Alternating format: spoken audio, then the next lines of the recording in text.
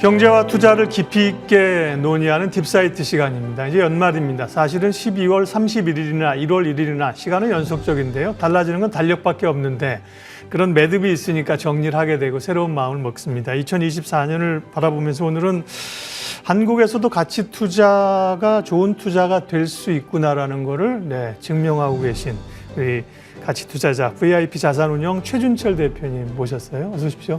안녕하십니까. 네. 그러게요. 한 해를 돌아보면 늘 이제 정리를 해야 되는데 올해는 2023년은 우리 시장 전체적으로 또 VIP 최준철 대표님에게는 어떤 시간이었을까요? 투자자로서. 뭐 정말 다사다난했었는데요. 네. 저는 이제 작년에 워낙 시장이 안 좋았기 때문에 그렇지. 올해는 좀 회복이 될 거다라는 생각을 가지고 이제 그 새해를 맞았었고, 예. 뭐 거의 그런 기조는 이제 이어졌지만 뭐 강한 상승세가 일어나기보다는 좀 쏠림 현상이 많았기 그렇죠. 때문에 그런 부분에서 사실은 승자 패자가 좀 갈라지는 시간이었고 저희도 뭐 그렇게 성적이 나쁘진 않았습니다만은 좀 맞춘 어떤 투자 아이디어가 적중한 거 대비해서는 좀 만족할 만한 수익률은 아니다라는 개인적인 소회가 있어서 다소 아쉬움이 남는 한 해였습니다. 네. 그 쏠림이라고 하는 게 이제 근거에 가치한 가슴은 좋은데 기대가 너무 쏠려가지고 이제 급등락이 심했습니다. 2024년 내년 전망을 좀 볼 텐데요. 증권사들 자료들은 대체적으로 하단은 1,900에서 2,000, 위로는 2,500에서 한 2,800까지 이렇게 이제 밴드를 주고 있고요. 골드만삭스가 얼마 전에 이제 2,800 코스피를 제시를 했고 또 국내 한 증권사에서는 3,137을 얘기했다고 하는데 왔으면 좋겠습니다. 근데 내년에 이제 지수의 흐름들을 예측하는 건데 대체적으로는 좀 박스피를 보는 것 같은데요. 한국 최고의 가치 투자자에게 내년에 지수 전망을 물어보는 건 이게 제가 좀 무식한 거 아닙니까? 뭐 현재의 그 정보를 상황을 바탕으로 했을 때는 네. 사실 저 의견 이상을 내기가 네. 좀 어려운 것 같습니다. 그렇죠. 네. 저도 역시 비슷한 생각이고요. 네. 시장이 뭐 크게 오를 수 있을까라는 생각이 있습니다. 결국에는 금리 인하에 대한 기대감과 이제 경기 침체에 대한 우려 이게 이제 팽팽하게 맞서는 시간이 될 테고요. 그렇죠. 예. 금리 인하의 속도가 좀 빠를 것 같다라고 하면 시장이 강하겠지만 사실 연준이 계속 좀 조심스러운 보수적인 그 발언을 하고 있기 때문에 현재로서 속단하기는 좀 어려운 것 같고요. 그리고 경기 침체 같은 경우도 사실 지금으로서는 당장 짧게 개선될 수 있다 이렇게 보기가 힘들기 때문에 결국은 박스피 전망을 내놓을 수밖에는 없는 상황인데 또 내년에 가서 상황이 어떻게 전개되느냐에 그렇죠. 따라서 계속 바뀌겠죠. 네. 다만 이제 가치 투자자들은 이제 시장 전망에 영향을 받겠습니다만 그걸 토대로 해서 투자하시는 게 아니기 때문에 바텀업으로 좋은 기업을 고르시기 때문에 지수로부터는 조금 더 이제 시장 친화적인 사람보다는 자유로우실 것 같고요.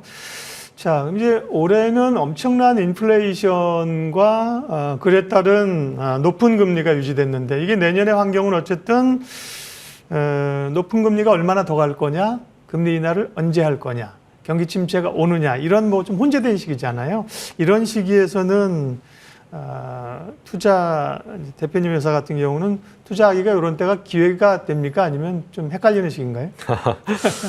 이런 시기에 가장 이제 힘든 투자자들은 좀 재무 구조가 부실하고 한마디로 좀 부채가 많고 그리고 경기 순환의 영향을 많이 받는 그러니까 빚도 갚아야 되고 원금도 갚아야 되는데 갑자기 수요가 이제 줄어드는 예. 어떤 그런 사업에 동행을 하게 되면은 매우 힘든 시기가 되는 거죠. 그러니까 펀더멘털적으로는 그렇고요. 근데 저희는 이제 재무 구조나 이런 것들을 이익 이상으로 많이 챙기기 때문에 사실 그런 면에서 크게 고통이 있거나 그러지는 않습니다. 다만 서두에 말씀드렸다시피 테마에 따른 쏠림이라든가 이런 것 때문에 펀더멘털이 주가로 잘 드러나지 않는 그런 지리한 시기 이걸 이제 견디는 게 사실 저희 고유의 가치 투자자의 고유의 이제 고통이라고 볼 수가 있겠고요. 올해도 좀 그런 현상이 발생했고 내년도 거기서 완전히 자유롭기는 어려울 것 같습니다. 결국은 저희는 기다리는 데 익숙한 사람들이니까 이제 가치가 가격에 반영될 때까지 좀 기다려야 될 것 같고요. 그리고 현재로서는 사실 아까 해가 바뀌더라도 사실 연속성 상에서 움직이는 거잖아요. 돌아보면 재작년은 좀 폭락장이었었고 그리고 작년 같은 경우 그리고 올해 같은 경우에는 또 양극화 장세가 이어졌기 때문에 사실 저평가라는 기준으로 봤을 때는 종목을 발굴하거나 포트폴리오를 채우는데 좀 상당히 자유로운 편입니다. 그러니까 저희 입장에서 고르기에는 좀 수월하지만 네. 과연 이 종목이 빠르게 저평가를 해소할 수 있을까 면에서는 약간의 지금보다는 상황 변화가 필요할 거다라는 판단입니다. 네. 가치 투자자들은 이제 버티기에 자신 있으신 분들이잖아요. 버티기, 인내가 참 어려운 상황인데. 매크로 얘기를 자꾸 여쭤서 봐서 죄송한데 조금만 더 얘기하고 갈게요. 어쨌든 간에 이제 종목에 대한, 기업에 대한 집중 분석을 하시지만 기업을 몇 개 찍어서 얘기하긴 그렇고 그걸 또 공개하시기도 어렵기 때문에 매크로 얘기를 조금 들을 수밖에 없는데요. 어쨌든 간에 이제 금리 인하가 내년에 큰 화두인데, 물론 인하 시점이 언제일 거냐, 시장의 기대가 먼저 간 거, 이런 데 따른 덜컹거림은 좀 있을 수 있을 텐데요. 기본적으로 금리가 주식시장에 미치는 그 영향들은 어떻습니까? 이제 아까도 잠깐 여쭤봤지만 전반적으로 내년에 이 금리 논쟁, 또 주식시장의 뭐 소위 뭐 피벗 뭐 이런 것들을 어떻게 이해해야 돼요? 사실 지금 말씀하신 게 내년을 지배할 그냥 팩터의 거의 전부라고 볼 수 있을 만큼 네. 지금 딱 변곡점에 놓여 있는 상황이거든요.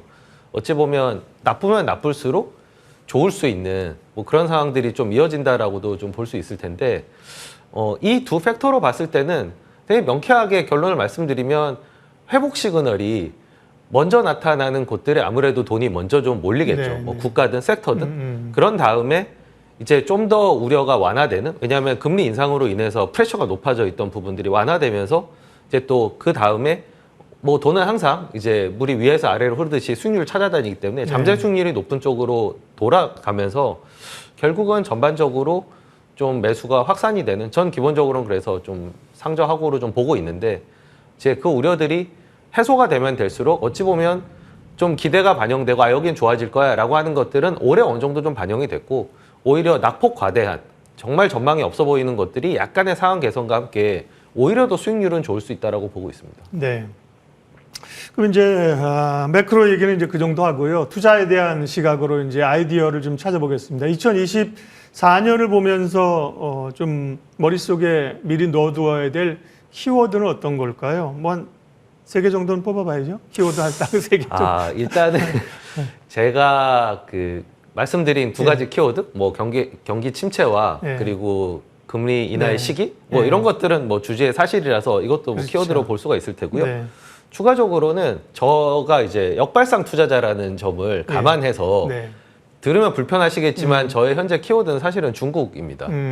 지금 중국 하면은 다들 얘기도 꺼내기 싫을 정도로 너무 비관적이고, 그리고 아무 희망이 없어 보이고, 그리고 암울하기만 한 것처럼 보이지만 사실 여전히 G2의 위치에 있고, 또 항상 이 사회 현상 내지는 국가의 행동이라고 하는 게 작용이 있으면 또 반작용이 있고, 그런 반작용이 기대가 낮을 때는 또 의외로 관련된 자산이 올라갈 수 있는 가능성을 내포를 하고 있기 때문에, 저는 사실은 중국을 좀 보면서 조금만 좋아진다고 하면은 관련 종목들이 충분히 반등이 나올 수 있을 만한, 특히 최근에 낙폭이 상당히 좀 심했었거든요. 특히 뭐 중국 단체관과 허용이 되면서 관련 업체들이 많이 올랐다가 당장 이게 안 나타나니까 또 지금 그 상승분을 다 토해낸 상황이거든요. 그런데 뭐 풀었다고 해서 바로 오는 게 아니라 뭐 항로도 열려야 되고, 그리고 뭐 준비하는 과정도 필요하고, 그러다 보면 결국에는 이것도 좀 올 수 있는 미래인데, 너무 이런 인바운드 회사들도 잊혀지다 보니까 그런 쪽들을 좀 꺼진 불도 다시 보는, 혹은 낙폭과대 종목이 오히려 또 의외로 다들 기대하는 종목보다 수익률이 높을 수 있다는 점 염두에 두고 보셨으면 하는 바람에서 좀 불편하지만 중국이라는 키워드를 좀 꺼내봤고요. 그 다음에 이제 제가 꼽는 키워드는 사실 수출인데요. 우리나라 수출을 하면은 이제 1960년대, 70년대에 만들어진 그런 그 중후장대형 산업들, 뭐 자동차, 철강, 화학, 반도체 이런 것만 이제 많이 떠올리시는데, 그 사이에 특히 코로나 이후로 우리나라의 수출 품목이 상당히 다변화가 됐습니다. 뭐 화장품 같은 경우도 이제 중국뿐만 아니라 미국에도 팔 수 있게 됐고, 뭐 K-팝도 이제는 수출 품목이 됐고, 라면도 그렇고요. 미용기기, 뭐 방산, 방산도 있고. 맞아요. 그래서 수출이 결국 우리나라에서 좀 먹거리기도 하고, 그리고 시장에서도 수출을 하는 회사들을 조금 더 선호하는 경향이 있습니다. 우리나라 시장이 작다 보니까. 그래서 경쟁력을 바탕으로 해서 수출을 하는 회사들이 의외로 많으니 조금은 시야를 넓혀서 좀 봤으면 좋겠다라는 말씀을 드리고 싶습니다. 네. 경기 침체, 금리 인하, 이건 이제 기본에 좀 깔고 가는 변수일 거고요. 그 밖에 이제 중국 수출 이런 키워드, 중국 뭐 얘기가 불편하는 정도까지는 아닙니다. 뭐 될까 의구심이 있어서 그런 건데 그런 데서 투자 아이디어를 찾으시는 거고요.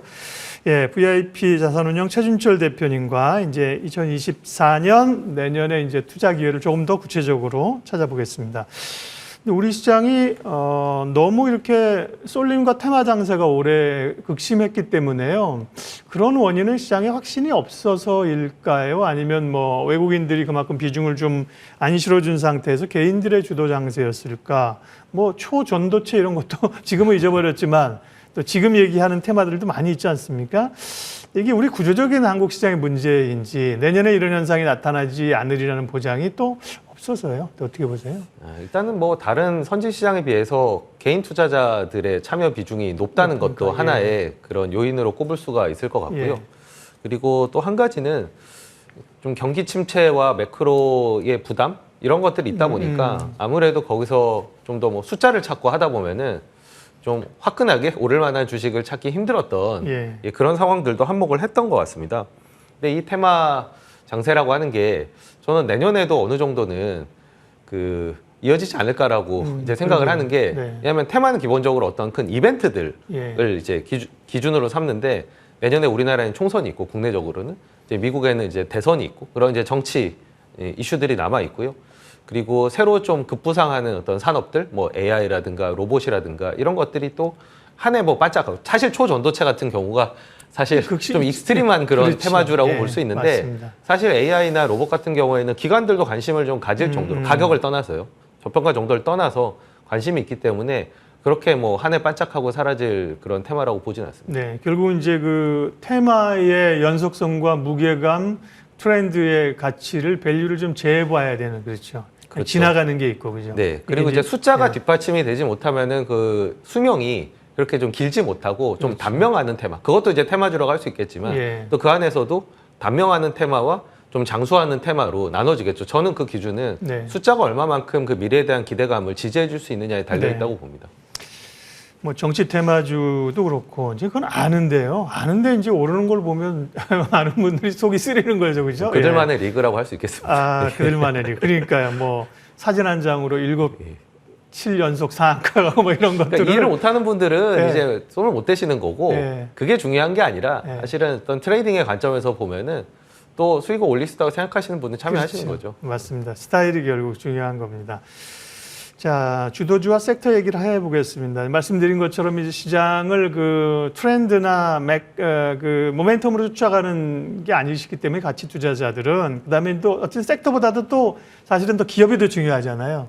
그런 거를 구체적으로 하기 어려우니까 제가 이제 우리가 시장에 생각하고 있는 그 가능성들이나 이런 걸 쭉 여쭤볼 테니까 어떻게 보면 이렇게 판별을 좀 최 대표님 입장에서 판별을 해야지 뭐 판별이라기보다 생각을 좀 정리했으면 좋겠는데 어쨌든 시장의 주도주는 올해는 뭐 그런 테마주 뺀다고 하면 변동성은 있었습니다만 2차 전지가 엄청난 시대를 내줬고 지금은 약간 반도체 쪽으로 내년에는 2차 전지보다는 반도체 주도주 이렇게 얘기를 하지 않습니까?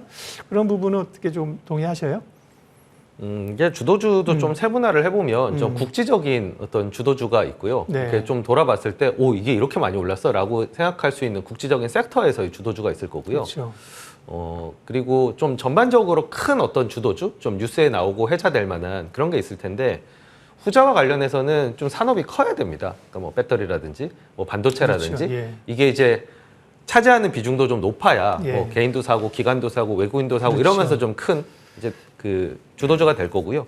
이제 국지적인 그 주도주 같은 경우에는 이제 내러티브와 넘버가 같이 좀 뒷받침이 되는 경우, 뭐 올해 같은 경우에는 저는 전력기기가 대표적인 그런 좀 숨은 주도주였다고 생각을 하는데 꽤 큰 이제 상승률을 보였거든요. 하지만 그 개수가 좀 제한적이고 뭐 밸류체인이 상장 기업 전체에 걸쳐 있지 않기 때문에 파급력은 좀 약했지만 그렇게 두 가지로 갈라서 본다고 하면 역시나 공통적으로는 내러티브와 넘버, 숫자 이거 두 개가 고루 이제 기대감을 받을 때 이제 주도주로 급부상을 하게 되고 제가 아까도 말씀드렸지만 숫자가 뒷받침이 되면은 좀 이 주도주의 길이가 오래 가게 되고요. 그게 뒷받침이 되지 못하면은 좀 단명하는 건 뭐 주도주나 테마주나 저는 마찬가지라고 생각합니다.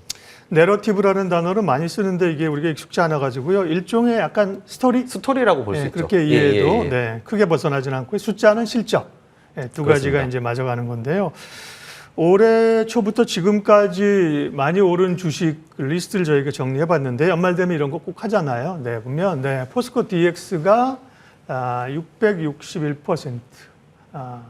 포스코 뭐 2차 전지나 이쪽에서의 새로운 포스코 그룹의 어떤 설비 투자 이런 게 맞물려 있는 거, JLK 뭐 의료기기, 에코프로 2차 전지, 비유노 의료 AI, 우선준 좀 빼고요. TCC 스틸, 그다음에 엠노는 AI 뭐 이런 것들이 남미 반도체에 있는데, 근데 이것만 보시고 나서 다음 장도 보세요. 이것만 보시고 나서 제가 투자자 방송 시청자분들에게 좀 말씀드리고 싶은 거는, 저기 아까 포스코 DX를 661% 지금 수익 내고 있는 사람은 없어요, 그죠? 그거 가지고 뭐 한 100%, 200% 수익 낸 사람은 있을지 모르지만, 숫자라고 하는 게 숫자에 너무 현혹되면 이제 안 되는 것 같고요. 그 중에 지난번에 한 1년 됐습니까? 그때 이제 피부 의료 미용기기가 이제 구조적으로 성장할 수 있다고 하셔서 그 피부과의 기업 탐방도 다녀오시고 그랬잖아요. 상당히 집중했던 섹터죠. 근데 굉장히 많이 사신, 그것도 수출 주고 굉장히 많이 올랐어요. 그죠? 이제 그 투자의 기회가 더 있습니까? 제가 최근 3년간 제일 공부도 많이 하고 기대가 좀 컸던 그 섹터인데, 제가 지금 나오는 그런 상승률 상위 종목은 하나도 없었지만 사실 어느 정도의 올해 수익률을 올린 데 기여를 했던 게 피부 미용 기기였었거든요. 근데 꽤 고루고루 많이 올랐고, 뭐 여러 가지 이제 숫자도 좋았고, 그리고 뭐 루트론이랑 회사가 이제 공개 매수가 돼서 사모펀드에 넘어가면서 어떤 가치가 또 언락되고 이런 부분들이 다 겹쳤거든요. 근데 조금은 그 상황이 경기 침체에 따라서 이 분야도 완전히 피해가기는 좀 어렵습니다. 게다가 미국에서는 의료기기를 이제 리스를 쓰기 때문에 금리나 이런 거에 조금 민감하거든요. 금리에 따라서 의사들이 도입을 할 수도 있고 안 할 수도 있고, 그런 상황 대비해서는 우리나라도 의사분들이 개업하고 그러면 리스 많이 하는 걸로 알고 그렇죠. 있어요. 그러니까 이게 고가품이기 때문에 맞아요. 관련이 조금 있는 제품입니다. 그래서 상황은 대부분 금리의 영향을 좀 받기 시작했는데 주가는 좀 앞서가다 보니까 저희는 사실 현재는 포지션이 이제 거의 없고요. 기대를 많이 반영했다고 보고 있고, 하지만 이게 또 한두 해 반짝할 섹터가 아니고 우리나라 회사들이 경쟁력을 갖고 있기 때문에 좀 길게 계속 보고는 있습니다만은 지금은 좀 쉬어가는 국면에 돌입을 했다라고 보고 있습니다. 일정 부분에 이제 그 기대감과 이제 가치와 가격의 밸류가 와서 또 이제 가치는 있는데 주가가 빠지면 또 이제 보실 수 있는 그럼요. 거잖아요. 최근에 그죠? 좀 조정이 되고 있어서 사실 어제 오늘 해서 피부 미용 기기를 네. 내부적으로 다시 좀 볼 때가 되었나? 이런 얘기를 좀 하고 있는 상황입니다.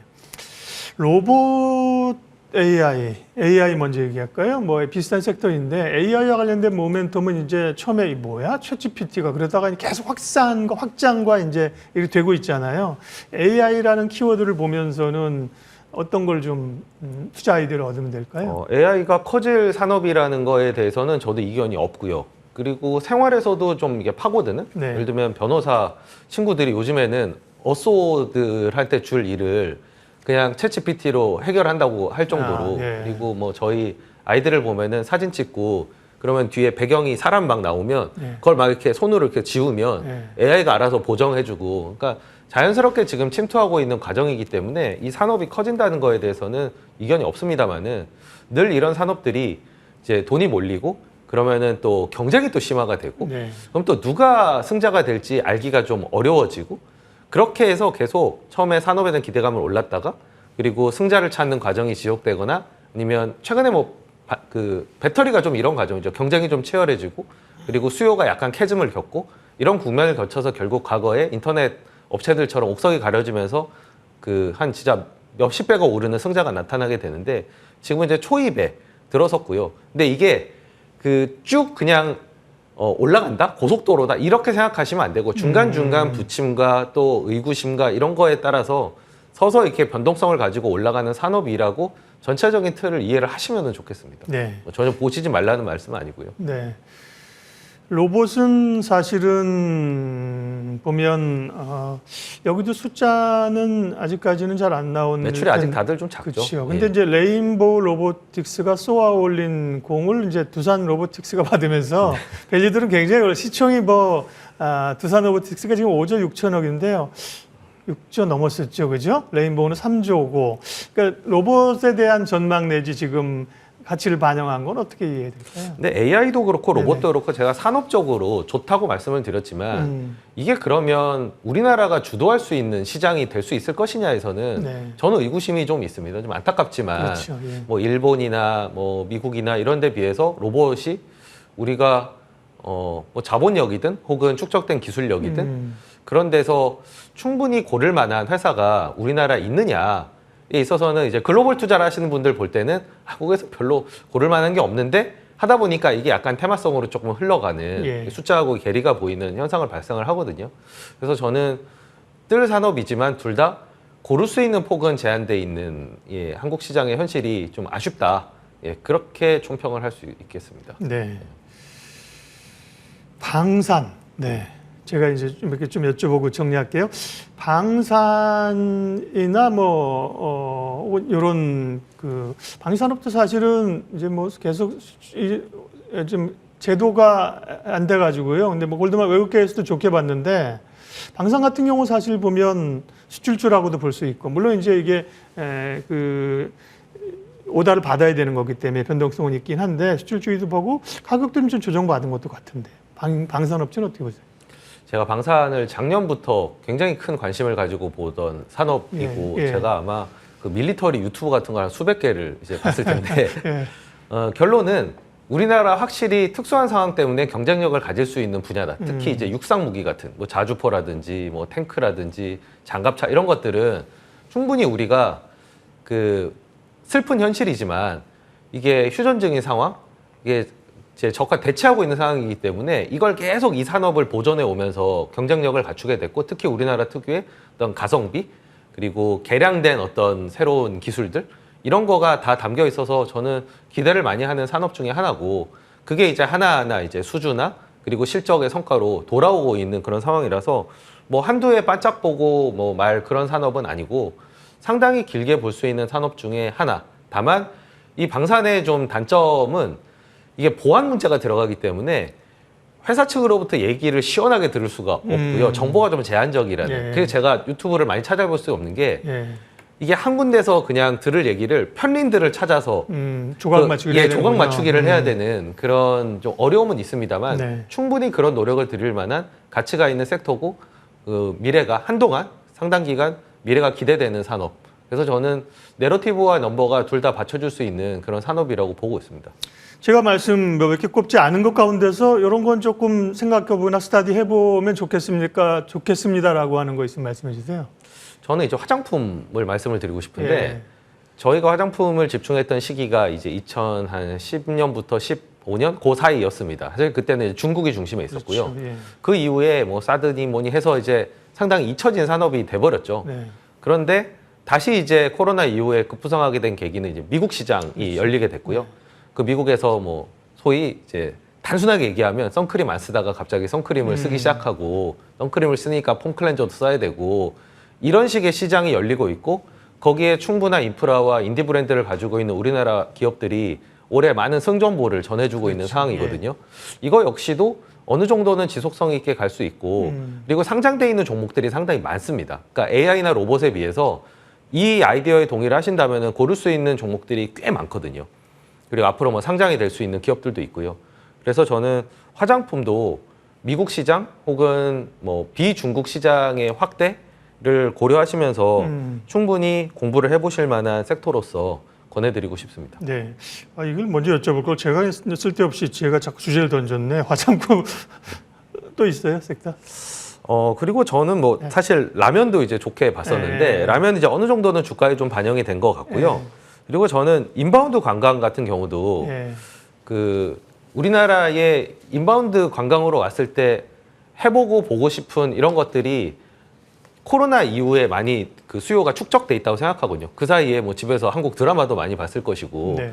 뭐 캐나다 이런 데 가면은 아예 그냥 을지로 길거리처럼 만들고 뭐 주차 그 금지 콘부터 셔터까지 해가지고 그대로 재현해서 그러니까 사람의 본능은 이제 내가 봤던 것들을 체험하고 싶다 이런 이제 본능이 있기 때문에 그런 수요가 저는 계속 이제 관광객의 입국, 뭐 동남아, 중동, 뭐 미국, 심지어는 이제 중국까지 가담을 하게 되면은 인바운드도 최근에 살짝 좀 잊혀지고 기대감이 꺾인 네. 것 같은데 내년에는 좀 반전을 일으킬 수 있지 않을까. 예, 그만한 경쟁력을 갖고 있는 예, 관광 소프트웨어를 저희 갖고 있다고 생각합니다.